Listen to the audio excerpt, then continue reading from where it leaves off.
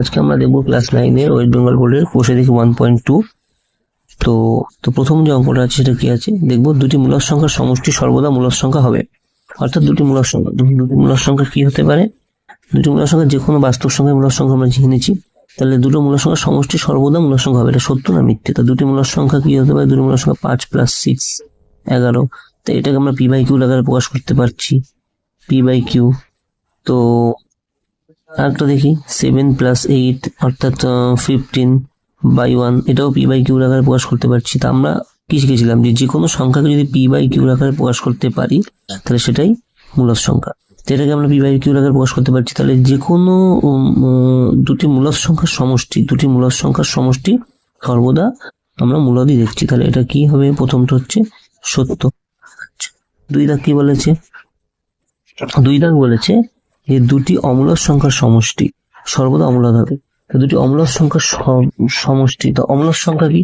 অমূলদ সংখ্যা হচ্ছে যে সমস্ত সংখ্যা, সাপোজ আমি দুটি অমূলদ সংখ্যা লিখছি, অমূলদ সংখ্যা সাপোজ √3 অমূলদ, √5 অমূলদ। তো এই দুটো অমূলদ কেন? এই দুটোর কোনো বর্গমূল করা যাবে না। √25 এটা কি অমূলদ? না, এটা মূলদ, কারণ এটার বর্গমূল করা যাবে। অর্থাৎ এটা মূলদ সংখ্যা, অর্থাৎ 5/1 যে পি বাই কিউ আকারে প্রকাশ করতে পারি। কিন্তু এটাকে বর্গমূল, এই দুটোর বর্গমূল করা যাবে না। অর্থাৎ যেসব সংখ্যার বর্গমূল করা যায় না রুটের মধ্যে, অর্থাৎ বর্গমূল হবে না, সেগুলোই হচ্ছে অমূলদ সংখ্যা, অর্থাৎ পি বাই কিউ আকারে প্রকাশ করা যাবে না। 3 + √5 আমি যদি এটাকে যোগ করি, তো আমরা যে কোনো অমূলদ সংখ্যা যোগ করার সময় আমরা কি করবো? তার বর্গ করে নেবো। তো বর্গ যদি করি তো কি হচ্ছে? স্কোয়ার করে নিলে তাহলে আমরা কি জানি? এটা এ, এটা বি, তাহলে a + b তাহলে স্কোয়ার সূত্র অনুযায়ী আমরা এটাকে যদি সাজাই 2ab + b স্কোয়ার। তো 3 2 3 3 × 15, √5 গুণ করলে 5 হয়ে যাবে, 8 + 2 √15। এটা কি পেলাম? আমরা একটা অমূলদ সংখ্যা পেলাম, কারণ কোনো পূর্ণ সংখ্যা আমরা পাইনি, অমূলদ সংখ্যা পেয়েছি। তাহলে আবার যদি আমরা তো এক্ষেত্রে কিন্তু আমরা কি বলেছি, এক্ষেত্রে হচ্ছে দুটি অমূলদ সংখ্যার সমষ্টি অমূলদ, দুটি অমূলদ সংখ্যার সমষ্টি অমূলদ সংখ্যাই পেয়েছি, কিন্তু এখানে বলেছে সর্বদা।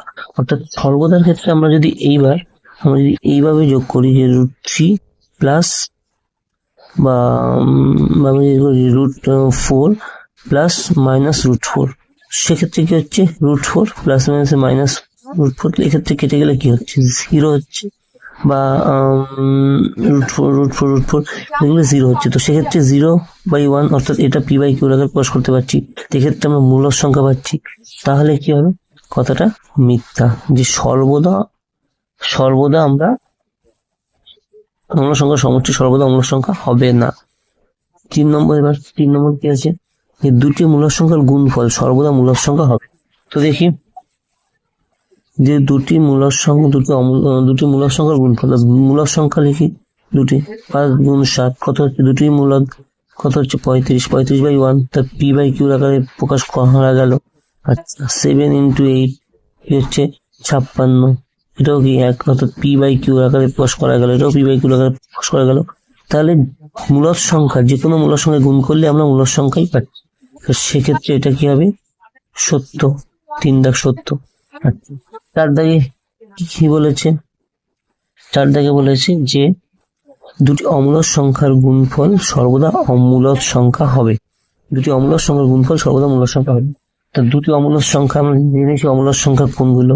যে সমস্ত অর্থাৎ যে সমস্ত সংখ্যার পি বাই কিউ আকারে প্রকাশ করা যায় না, অর্থাৎ আমরা যেগুলো রুট দিয়ে প্রকাশ করা হয় বাট কিন্তু বর্গমূল করা যায় না, যেরকম √3 বলেছে দুটো অমূলদ সংখ্যা গুণ করবে, √3 √5 যদি গুণ করি কত পাচ্ছি?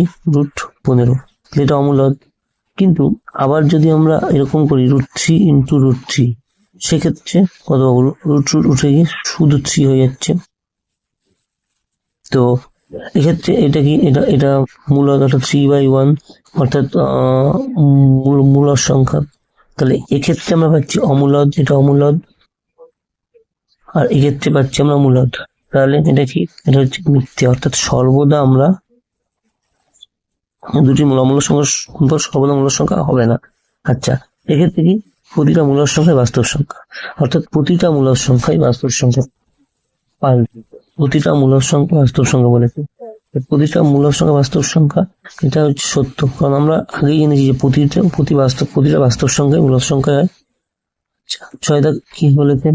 ছয় দাগ বলেছে যে প্রতিটি বাস্তব সংখ্যায় অমূলক সংখ্যা। না, প্রতিটি বাস্তব সংখ্যা অমূলক সংখ্যা নয়, এটা আমরা জেনেছি প্রতিটি বাস্তব সংখ্যা, সাপোজ 5, 6 এগুলো প্রত্যেকটাই মূলক সংখ্যা, বলে অমূলক সংখ্যা হতে পারে না, এগুলো মূলদ, অর্থাৎ অমূলদ অমূলদ মূলদ অমূলদ নয়, মূলদ সংখ্যা। তো সেক্ষেত্রে 6 দাগ হচ্ছে মিথ্যা। তাহলে বোঝা গেল। আচ্ছা, এবার আমরা 2 দাগ দেখবো। 2 দাগে কি আছে দেখি। বলেছে অমূলক সংখ্যা বলতে কি বুঝি, 4টি অমূলক সংখ্যা লিখি। তো অমূলক সংখ্যা বলতে কি বুঝি, এটা আমাদের এখানে বইতে বলা আছে যে সকল সংখ্যাকে পি বাই কিউ আকারে প্রকাশ করা যাবে না, যেখানে পি ও কিউ পূর্ণ সংখ্যা এবং কিউ নট ইকুয়াল টু 0, তাদের অমূলক সংখ্যা বলা হয়, ইরেশনাল নম্বর বলা হয়। এটা পেজ নাম্বার সাথে তোমরা পেয়ে যাবে। আচ্ছা, 4টি অমূলক সংখ্যা।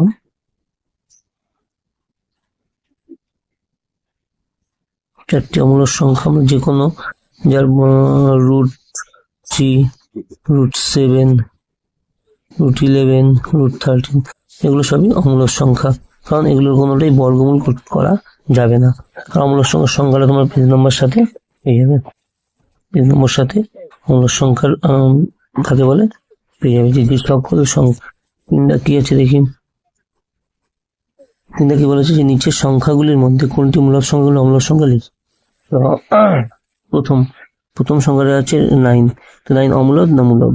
তো 9 এর আমরা যদি বর্গমূল করি, তাহলে 9 এর বর্গমূল হচ্ছে 3, তাহলে এটা 3/1, অর্থাৎ পি বাই কিউর আকারে প্রকাশ করা যাচ্ছে, তো সেটা এটা মূলদ সংখ্যা, মূলদ। 2 দাগ কি বলেছে? √25, এটা কি? এটাকে রুট যদি করি 15 × 15, অর্থাৎ পি বাই কিউর আকারে প্রকাশ করা যাচ্ছে, তাহলে এটাও মূলদ। আচ্ছা, 3 দাগ বলেছে √7, √7 কে আমরা পি বাই কিউর আকারে প্রকাশ করতে পারবো না, কারণ এই √7 এর বর্গমূল হয় না, তাহলে সেক্ষেত্রে এটা অমূলদ। আচ্ছা, 4 দাগ বলেছে √50, এটাকেও আমরা বর্গমূলের আকারে প্রকাশ করতে পারবো না, অর্থাৎ পি বাই কিউর আকারে প্রকাশ করতে পারবো না, বা বর্গমূল হবে না, তো সেক্ষেত্রে এটা অমূলদ। আচ্ছা, 5 দাগ কি বলেছে? তাকে বলছে √100, অর্থাৎ এটার বর্গমূল হবে 10 × 10, 100, 10, অর্থাৎ 10/1, অর্থাৎ পি বাই কিউর আকারে প্রকাশ করা যাচ্ছে, সেহেতু এটা মূলদ সংখ্যা। আচ্ছা, 6 দাগ বলেছে, 6 দাগ হচ্ছে -81, অর্থাৎ -9 × 9, অর্থাৎ -9, অর্থাৎ এটাকেও আমরা পি বাই কিউর আকারে প্রকাশ করতে পাচ্ছি, তাহলে এটাও মূলদ সংখ্যা, এটাও মূলদ। আচ্ছা, এরপরে আছে 7 এ কি বলেছে? √42, তো এটাকেও বর্গমূল, এটার বর্গমূল করা যাবে না, তো সেক্ষেত্রে এটা অমূলদ। আচ্ছা, 8 দাগ কি বলেছে? 8 বলেছে 29, এটাকেও বর্গমূল আকারে প্রকাশ করা যাবে না, এটাও অমূলদ। ix কি বলেছে? -1000, এটাকেও এটারও বর্গমূল হবে না, অর্থাৎ পি বাই কিউর আকারে প্রকাশ করা যাবে না, তাই এটাও অমূলদ। অঙ্কটা কি আছে দেখিনি। 4 নম্বর অঙ্কটা আছে সংখ্যা রেখায় √5 স্থাপন করি। তো এই অঙ্কটা দেখার আগে আমরা একটু পিথাগোরাসের সূত্রটা জেনে নেবো। পিথাগোরাসের সূত্রটা কি আছে? পিথাগোরাসের সূত্রটা হচ্ছে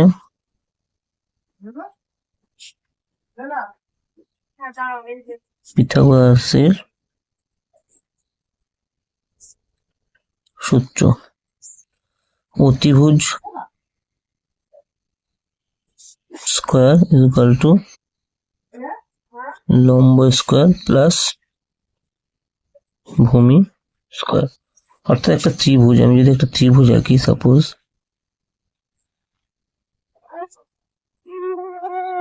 সমকোণী, সেক্ষেত্রে এ বি সি, তো এইটা আমার অতিভুজ, এটা হচ্ছে আমার ভূমি, এটা আমার লম্ব। তাহলে এখানে এসি হচ্ছে অতিভুজ, আমার এসি অতিভুজ, লম্ব হচ্ছে আমার বিসি, আর ভূমি হচ্ছে আমার এবি। তাহলে সূত্রটা এসি স্কোয়ারটা রুট হয়ে মাথায় আসলো, বিসি স্কোয়ার এবি স্কোয়ার। তো এইটুকু জানতে হবে। তো এবার আমি অঙ্কটা দেখি। তার আগে সংখ্যা রেখা স্থাপন করার আগে আমি সংখ্যা রেখাটা এঁকে নেবো। তো সংখ্যা রেখাটা এঁকে নিচ্ছি আমি। দেখো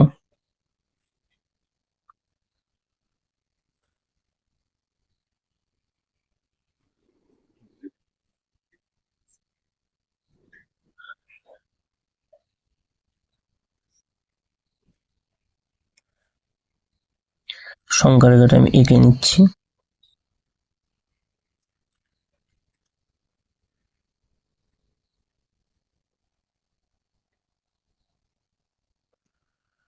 তাহলে 0 1 2 3 4 5 6 7 8। একটু বাড়িয়ে দাও, 1 minus 2 3 4 5 6। রুট, এটা আমি এ ধরছি। আচ্ছা, √5 কে ভাঙানোর জন্য আমি প্রথমে যেটা করব সেটা হচ্ছে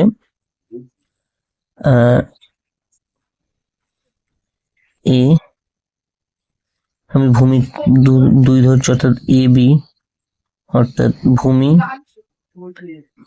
2 আর উচ্চতা সমান 1 ধরছি। তো সেক্ষেত্রে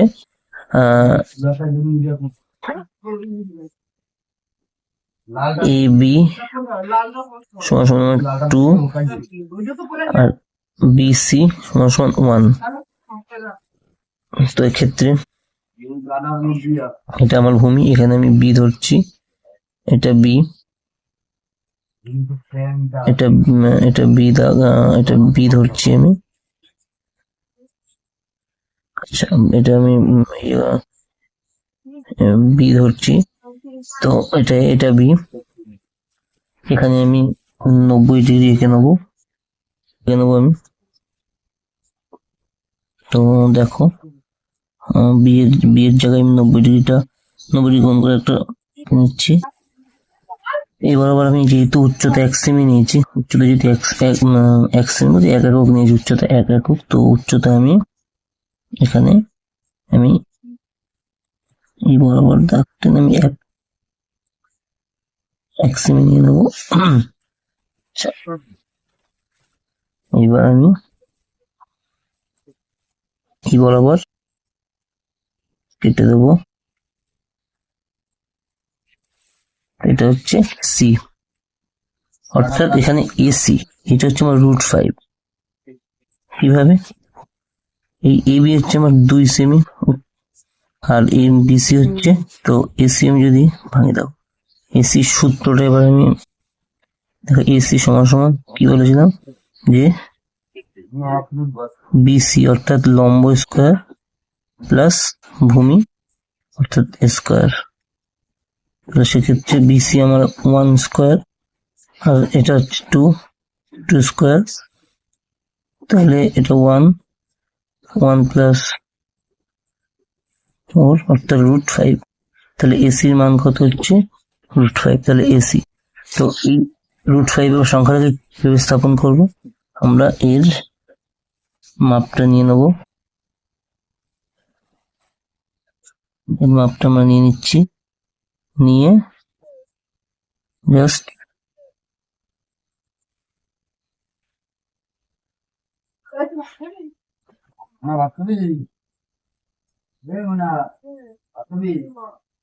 এই পর্যন্ত আমরা এঁকে নিলাম। এই জায়গাটা এখানে আমি ডি দিয়ে দিচ্ছি, ডি। তাহলে এই এখানে আমি পিকিউ দিয়ে দিলাম, তাহলে যে ডি দাগ, তাহলে এখানে লিখবো যে পি কিউ সরলরেখার উপর, পি কিউ সরলরেখায় √5 এর অবস্থান ডি। আমরা দেখবো পাখিরাম ওটা কি বলেছে, সংখ্যা রেখায় √3 স্থাপন করি। তো সংখ্যা রেখায় √3, তাহলে √3 সংখ্যা রেখায় স্থাপন। তোমার সেম ভাবেই √5 এর মতো আমরা করবো। আগে আমরা প্রথমে এটাকে কিনি, সংখ্যা রেখাটা আমরা আগে কিনি।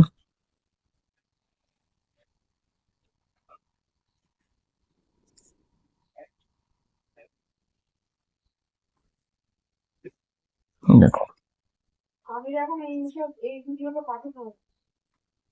সংখ্যা রেখাটা এঁকে নিচ্ছি।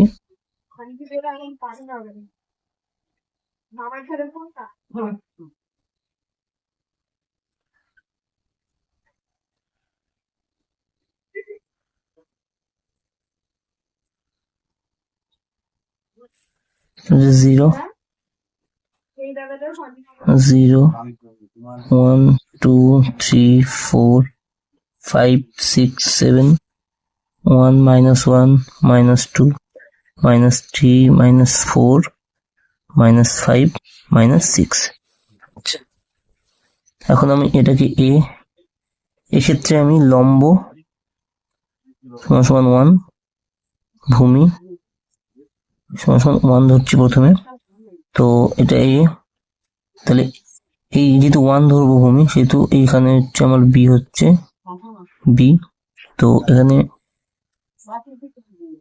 এখানে লম্ব সমান হচ্ছে তাহলে BC আমার সমান 1 আর AB সমান 1। সূত্র কি বলছে, সূত্র লম্ব স্কয়ার অর্থাৎ BC square plus AB square, তাহলে কি হচ্ছে 1 স্কয়ার প্লাস 1 স্কয়ার অর্থাৎ 1 + 1 অর্থাৎ √2। তাহলে আমরা এখানে প্রথমে 1 সেমি একটা দাগ কেটে নিচ্ছি, 1 এককে। আর এখানে এই বরাবর আমি টেনে দিই 0 থেকে। তো এখানে এটা ABC, এটা B, তাহলে ABC, এখানে AC হচ্ছে √2। তাহলে যদি এই বরাবর এটাকে টেনে দিই,